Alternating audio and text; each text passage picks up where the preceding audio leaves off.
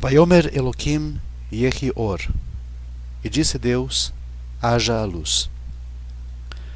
Gadol HaShalom, Shelo Hithil HaKadosh Baruch Hu Livro Davar Beolamo, Ela Bedavar Shehu Shalom, Veze Or. Grande e importante é a paz, pois também Deus criou tudo neste mundo por um elemento que traz a paz. E este elemento é a luz. O Gaon de Vilna divide a Torá em 3 partes distintas. E a primeira dessas partes ele chama de Toldot Hashamayim veHaaretz behibaram, a geração dos céus e da terra quando foram criados. E esta primeira parte narra a história da criação do céu e da terra. Nada neste mundo se fez só, ou ocasionalmente. Tudo é produto da ordem divina. Nada é caótico. Não poderia ser de outra maneira, porque Deus ordenou, Yehi Or, haja luz. E a consequência foi, Vayehi, e houve. Acima de todos os elementos, muito antes que esses elementos tivessem contribuído para a criação do universo, já pairava o Espírito de Deus, como diz a Torá, Beruach Elohim Merachefet, este grande e incompreensível Espírito que criou e que dominou. E a segunda parte da divisão da Torá, segundo o Gaon de Vilna, é chamada de Sefer Toldot HaAdam. Este é o livro das gerações do homem, como foi criado o primeiro homem e quais as fases pelas quais passou no seu desenvolvimento para tornar-se aquilo que hoje é. E finalmente a terceira parte da Torá, que descreve como começou esta história curiosa, atormentada e grandiosa do povo judeu, chamada Eile Shemot Bnei Israel. Estes são os nomes dos filhos de Israel. Os mestres da Agadá, que são grandes moralistas, analisam de forma minuciosa e de uma maneira muito peculiar as sentenças que nos descrevem o processo da formação do cosmos. Em cada palavra, em cada letra, eles procuram uma ideia, um pensamento escondido, capaz de nos iluminar não somente o sentido da criação, mas também o seu propósito. Sendo eles grandes sábios e grandes filósofos, conhecendo a definição exata dos segredos da criação, nunca tentaram analisar este fenômeno complexo através de fórmulas e instrumentos científicos, ou talvez por teorias especulativas de frio raciocínio.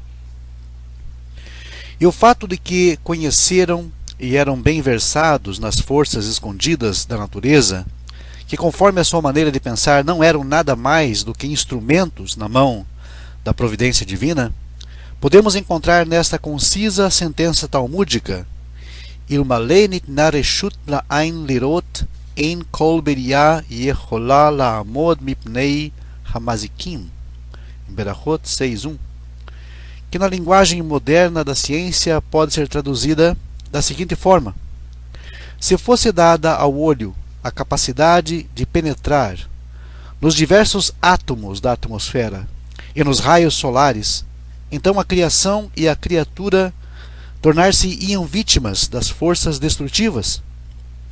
Vejamos só o que aconteceu a Hiroshima, onde uma milésima parte de um átomo solar destruiu a cidade com centenas de milhares de vidas humanas. E o famoso rabino Levi Yitzhak de Berdichev disse: a razão por que a Torá começa com a letra Beit é porque a humanidade ainda não conseguiu compreender o Aleph, ou seja, o princípio, o principal. Querendo com esta sua linguagem simples e profunda dizer que toda a nossa sapiência e suposta sabedoria ainda não é capaz de compreender a essência elementar, mais elementar da criação. Todas as teorias da evolução do universo são vagas e muito discutíveis e discutidas.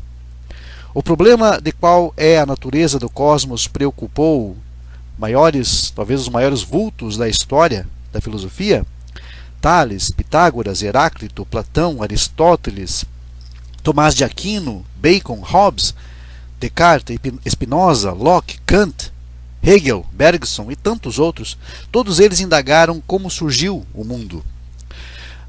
Assim como as crianças costumam quebrar os brinquedos para descobrir do que são feitos, já os filósofos gregos, na infância do pensamento humano, procuraram quebrar no espírito o universo e penetrar no mistério da formação de todas as coisas que nele encontramos. E parece-nos que até hoje ninguém conseguiu desvendar este enorme mistério, pois sabemos que a mínima mudança nas forças da natureza destrói de um momento para outro todas as presunções filosóficas e descobertas científicas. Um abalo sísmico desmoronou um monte no vale do Alto Piave. O ciclone Flora causou terrível destruição e aflição em Cuba e no Haiti. A mais ligeira erupção do Vesúvio, do Etna, e todas as descobertas humanas se tornam absolutamente um vazio. O Talmud usa o termo ilmalenit nareshut, se fosse permitido, pois o aprofundamento nessas pesquisas não conduz a reconhecer o verdadeiro sentido e o elevado alvo da vida. Devemos constatar consternados que todos esses fantásticos progressos científicos e técnicos, todas as conquistas estratosféricas até hoje, pelo menos, não conseguiram aliviar em quase nada a miséria humana. Em vez de se aproximarem, os povos se afastam cada vez mais um do outro. Em vez de facilitar e de felicitar a vida humana, a atmosfera em que vivemos torna-se cada dia que passa mais asfixiante em todos os sentidos. As inquietações, os abalos físicos e psíquicos tomam dimensões assustadoras, avassaladoras, e o homem da rua indaga atormentado: de que me serve a conquista da lua e do espaço, se o meu vizinho não está interessado em conquistar a porta da minha casa? Conquista da lua, de planetas, de Vênus, versus conquista do coração humano? Eis a questão. Que profunda explicação encontraram os mestres para a questão de saber por que é que a Torá começa com a letra Beit e acaba com a letra Lamed? Juntando as letras nessa ordem, dão a palavra hebraica Baal, que significa nada, ou nulo. Mas colocando o Lamed antes do Beit, teremos a palavra Lev, coração. Omer HaKadosh Baruch Hu leIsrael, Imatem mekayemim shtei midot halalu, ani ma'alei aleichem keilu kiamtem et haTorah kula. Se vocês cumprirem estas duas virtudes, eu os considerarei como se respeitassem todos os mandamentos da Torá. Em relação ao universo, cada ser humano deve considerar-se como Baal, um nada, uma insignificância. Cada ser humano é de fato um microcosmo, mas no eterno e grande cosmos o indivíduo não conta nada. Queira ou não, também sem ele o mundo existirá, como nos ensina o grande Hillel. Urshani leatzmi mani. Se eu tiver em mente só o meu próprio ego, quem sou eu? Que valor tenho eu? Que importância tem esse frágil ser humano em relação à humanidade inteira? O homem somente pode se considerar cooperador do Criador se juntar lev, cordialidade, sinceridade, integridade, ética ao seu labor, às suas ações, procurando fazer algo de bom e útil para o seu próximo, para a coletividade, para o meio ambiente que o rodeia. Só então ele preservará o seu lugar na história da humanidade e ficará inolvidável na sociedade em que viveu. Quem possuir as duas virtudes, Lev e Baal, coração e nulidade, pensando pouco em si, dando muito de si, terá cumprido todos os preceitos éticos da Torá. Melotarvad echad natal hakadosh baruch hu mimakom hamizbeach ubará et haadam. Deus pegou uma pá cheia de terra debaixo do altar e criou o homem. Toda a nossa vida é um grande altar, no qual cada um de nós tem que sacrificar algo do seu presente para o dia de amanhã. para o futuro, se estiver interessado na continuidade deste mundo. Antes de completar a sua obra, que é o cosmos, Deus ordenou, Yehi Or, haja luz. O mundo só poderá existir se houver luz, clareza, entendimento, compreensão mútua entre os homens que habitam o universo. Todas as calamidades, sofrimentos e aborrecimentos que assolam a humanidade provêm da escuridão, do obscurantismo, da desarmonia, da falta de esclarecimento. Shalom, a paz, constrói o mundo. Shalom é a luz da humanidade. E já o salmista indaga, Eterno, o que é o homem para que dele tomes conhecimento? E o filho do homem para que o estimes? E o pensador contemporâneo Samuel Johnson confessa, eu procurei dedicar-me à filosofia, mas a jovialidade interrompeu-a sempre. O mesmo acontece conosco. Qualquer que seja a nossa meditação, Deus como Criador do universo, o sentido da história, ou o problema do mal e do bem, a cada vez retomamos ou retornamos ao mesmo ponto de indagação. O que é o homem? As respostas são, como bem sabemos, múltiplas e variadíssimas. Os químicos estimaram o valor dos elementos químicos no corpo humano por mais ou menos $1. Os biólogos repararam os elos desconhecidos do homem com os outros animais. Os psicólogos tentaram explicar a natureza do homem em termos de impulsos primordiais e irracionais, profundamente enraizados no seu espírito e lutando por expressão própria, apesar das pressões sociais. A religião é grata a toda a luz que a pesquisa científica lança sobre a complexidade dessa problemática. No entanto, não vê razão para sacrificar o ponto de vista bíblico concernente ao homem, ponto de vista este estabelecido milênios antes da era científica. E criou Deus, pois, o homem à sua imagem, a imagem de Deus o criou. Homem e mulher os criou, e Deus os abençoou e lhes disse, sede fecundos, multiplicai-vos, enchei a terra e sujeitai-a, e dominai sobre os peixes do mar, sobre as aves dos céus e sobre todo o animal que rasteja pela terra. A propósito, é interessante notar que a ordem do Eterno é bem clara e insofismável. Sujeitai a terra, dominai sobre os peixes, aves e sobre todo o animal que rasteja pela terra. Mas nem a mínima indicação a respeito do homem, e ainda menos a respeito da subjugação ou humilhação do ser humano. O primeiro e máximo comentário desses versos do Gênesis, Bereshit, não foi escrito por um exegeta, nem por um filósofo, mas sim por um poeta.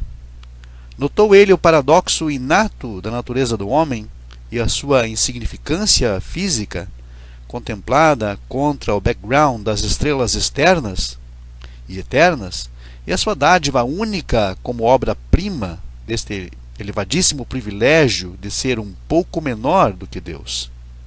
Para o salmista, a grandeza do homem é esse atributo essencial. Ó Eterno nosso Deus, quão magnífico em toda a terra é o teu nome, pois expuseste nos céus a tua majestade. Da boca dos pequeninos e das crianças de peito suscitaste a força por causa dos teus adversários para fazer emudecer o inimigo e o vingador. Quando contemplo os teus céus, obra dos teus dedos, a lua e as estrelas que estabeleceste. O que é o homem para que dele te lembres, e o filho do homem para que o visites? Fizeste-o, no entanto, por um pouco menor do que Deus, e de glória e de honra o coroaste. Deste-lhe domínio sobre as obras da tua mão, e sob seus pés tudo lhe puseste, ovelhas e bois, também os animais do campo, aves do céu, peixes do mar, e tudo que percorre as sendas dos mares. Ó Eterno nosso Deus, quão magnífico em toda a terra é o teu nome. A concepção bíblica do homem como coroa da criação, criado à imagem de Deus, foi muitas vezes menosprezada e ridicularizada.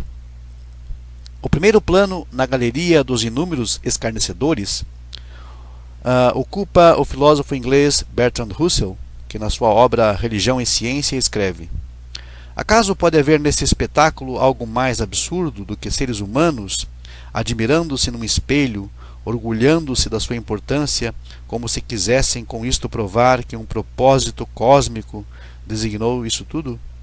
Para que toda esta arrogância fútil, toda essa glorificação e auto-admiração do homem?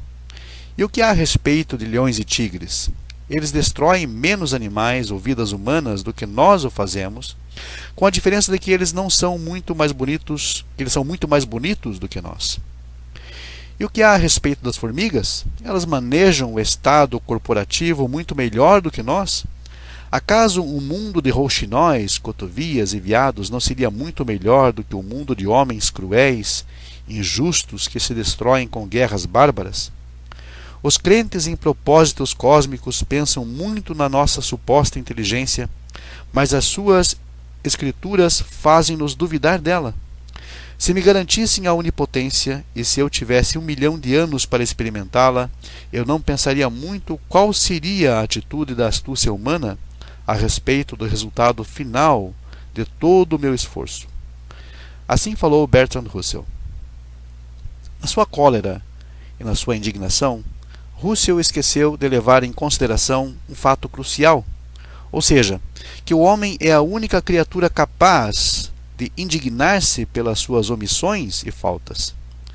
O fato que somente o homem esteja ciente das suas limitações éticas significa que ele é o único animal que é algo mais do que um animal. Evidentemente, a vida humana é passageira e as estrelas no firmamento não ligam nada à sua existência, mas as estrelas são inconscientes da presença humana, enquanto o homem é consciente da presença delas. De fato, o homem é a única criatura na Terra ciente da existência de corpos celestes, excluindo cachorros que foram levados à Lua, né? Ou ao espaço, melhor dizendo. Só o homem possui consciência de si mesmo. Só ele se divide em consciência e inconsciência. Esta é a verdade expressa no livro de Bereshit, nesta máxima lapidar que o homem foi criado à imagem de Deus. Aqui, como por toda parte, a linguagem evidencia duas faces, uma inadequada e outra indispensável. O termo imagem é metafórico, claro. Ele pretende delinear o grau de semelhança que existe entre um bom retrato e o retratado. A fotografia parece-se com o original, mas a sua semelhança é menor do que a identidade. A imagem de Deus implica que os atributos de Deus se reflitam no homem, porém num grau imperfeito e menos substancial. A significação exata da sentença bíblica "a imagem de Deus" teve e tem várias interpretações. Há uma obra chamada Sabedoria de Salomão, e o místico exegeta da Idade Média Moisés Nachmanides interpretam as palavras da Bíblia como imortalidade do homem. Ou seja, tanto essa obra Sabedoria de Salomão como o Ramban Nachmanides interpretam isso como imortalidade do homem. Outros comentaristas opinam que essa sentença se refere ao fato de que só o homem possui autoconsciência, isto é, ele sabe que vive e que deve morrer. Geralmente é aceita a interpretação de Philo e do Rashi, que entendem nessa expressão o privilégio do raciocínio, a capacidade de observar a realidade e deduzir conclusões racionais. O filósofo Saadia Gaon, do século X, sugere que a imagem de Deus se refere ao domínio do homem sobre a terra, assemelhando-se assim então ao seu Criador. Ambos os atributos de inteligência e de domínio expressam a mesma qualidade, ou seja, a capacidade criativa do homem. Único entre todas as criaturas, o homem tem a habilidade de transformar o seu meio ambiente, de criar novos objetos, novas finalidades no mundo material e no mundo espiritual, um olhar por alto sobre as frisas do Parthenon, os diálogos de Platão, as palavras transcendentais de Isaías ou as esculturas de um Michelangelo, o menosprezo de Hamlet de Shakespeare, o Fausto de Goethe, as obras de Isaac Newton, Darwin, Einstein e Freud nos darão um parecer injusto e desequilibrado do homem. O mesmo aconteceria se tentássemos esquecer as tiranias, crueldades e toda a espécie de barbaridades que os homens praticam uns contra os outros, fazendo uso de todas as qualidades do material bélico sofisticado para que se devorem mutuamente, e a maneira com que eles se aviltam sobre as assim chamadas ordens inferiores da criação. Todavia, o desumanismo, embora longe de ser obsoleto, é hoje em dia praticado com menor entusiasmo e com tormento de consciência cada vez maior. A desilusão crescente com a conduta humana hoje em dia é por si mesma uma clara indicação da convicção progressiva de que os danos volumosos do drama humano nos nossos dias não são inevitáveis nem tampouco justificáveis. A concepção bíblica do homem como ser criado à imagem de Deus não é remanescente da mitologia antiquada. Muito antes de Darwin, a criação narrada no Gênesis coloca o homem no contexto de um cosmos que inclui e une todos os seres vivos. E muito depois de Russell, o homem pode encontrar no antigo texto bíblico verdades a respeito da natureza humana que transcendem o literal. De fato, podemos encontrar no coração da tradição judaica o caráter sagrado da vida e a inata e inalienável dignidade de cada ser humano. 18 séculos antes, os antigos sábios utilizaram a mesma fonte bíblica como base para as suas concepções do homem. Numa discussão a respeito da importância do inquérito para aplicar a pena capital, a Mishnah ensina aos juízes para que advirtam as testemunhas da horrível consequência do falso testemunho, sublinhando a santidade de cada vida humana. Nesse contexto, uma homilia outrora ingênua, mas profundamente humana, merece ser citada na íntegra. A humanidade foi criada com Adão, um único ser humano, com o intuito de nos ensinar que todo aquele que destrói uma única vida humana é considerado aos olhos do Criador como se destruísse o mundo inteiro, e aquele que salva uma única vida é como se tivesse salvo o mundo inteiro. A raça humana começou com um único indivíduo, com o propósito de preservar a paz entre os homens, para que ninguém possa afirmar: o meu antepassado é mais antigo do que o teu, e para que o herege não possa alegar que existem muitos poderes celestiais. Além disso, a criação da humanidade como um único antepassado proclama a grandeza de Deus, bendito louvado seja Ele. O homem cunha várias moedas com um só molde, e todas são perfeitamente iguais. Mas o Rei dos Reis, abençoado seja Ele, forma cada homem no molde de Adão, e no entanto nenhum é igual ao seu companheiro. E finalmente a criação de Adão nos ensina que cada ser humano deveria compenetrar-se de que por sua causa foi criado o mundo. Também para que nenhum transgressor pudesse afirmar: eu sou pecador por herança descendente de pecadores, e para que nenhum homem íntegro pudesse se gabar de ser um santo, graças à sua descendência de santos. Cada ser humano é dotado de uma dignidade nata que não o faz uma unidade numa tabela de estatísticas ou um átomo de poeira a ser liquidado ao sabor da vontade. Cada ser humano é um microcosmo, um mundo em miniatura, possuindo um valor transcendental e único.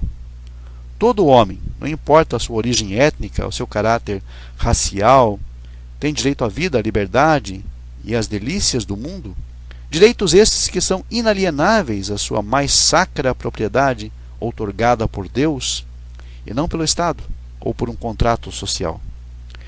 Esses sagrados direitos deveriam ser reforçados e protegidos por um governo justo e não podem ser abolidos pelos caprichos da vontade humana. E não é tudo. Não somente os homens são iguais, mas mesmo as suas distinções são elas também dádivas de Deus. Os pensadores do século XVIII acreditavam que as diferenças entre os homens nas esferas social, econômica e política deviam ser ignoradas, porque todas as classes ou são invenções artificiais do clero ou dos tiranos, ou são produtos das corrupções sociais que de qualquer forma exploraram e se aproveitaram da inocência da raça humana. Os sábios antigos penetraram mais profundamente na natureza humana quando reconheceram as diferenças entre os homens como sendo dádivas divinas, inatas, integrais à sua personalidade.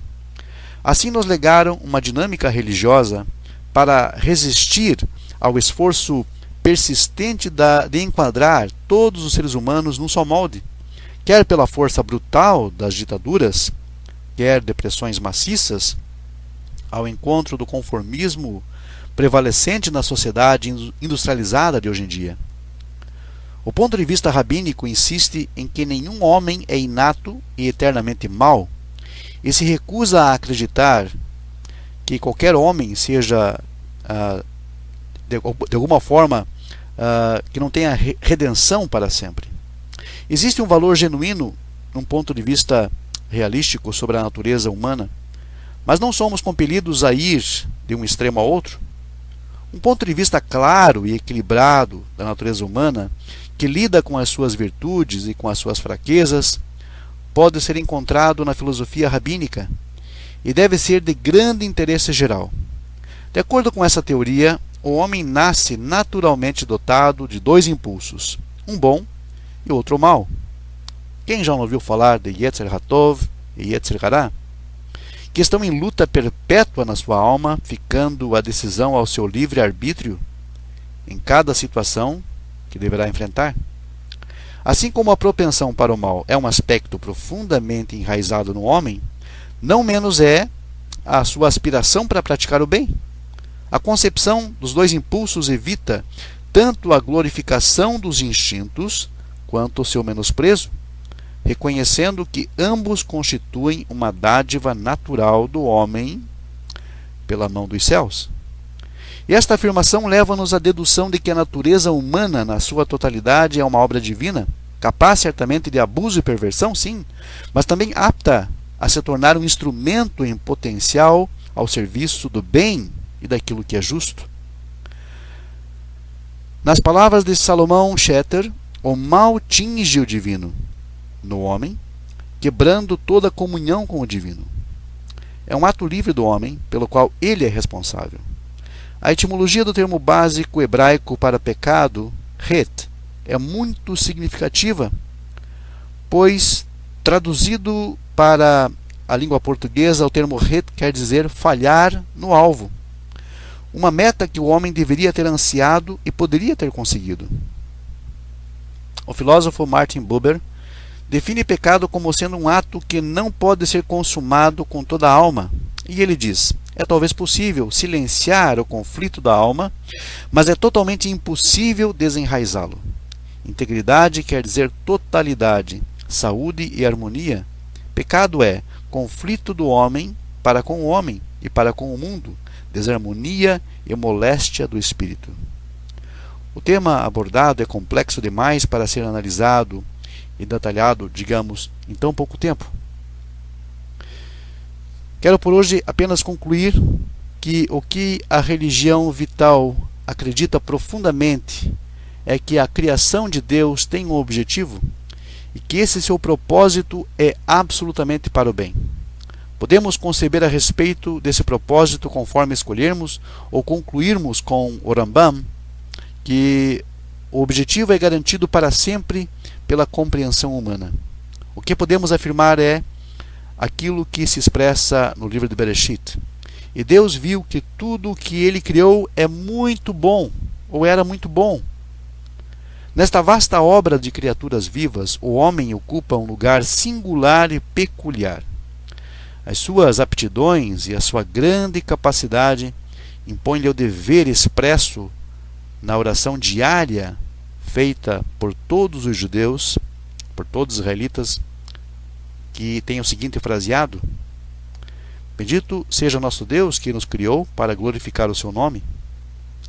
A elevação da glória divina é o dever e o privilégio do homem, a prática mais nobre na qual ele é capaz de usar as dádivas da razão e da liberdade moral que lhe foram concedidas. Há 3 grandes caminhos pelos quais o homem pode contribuir para a glorificação do Eterno: a vereda da oração, a vereda do serviço divino e, acima de tudo, a trilha montanhosa do empenho ético de praticar sempre e oportunamente o bem. Muito obrigado a todos e até uma próxima oportunidade. Em Mirtzi Hashem.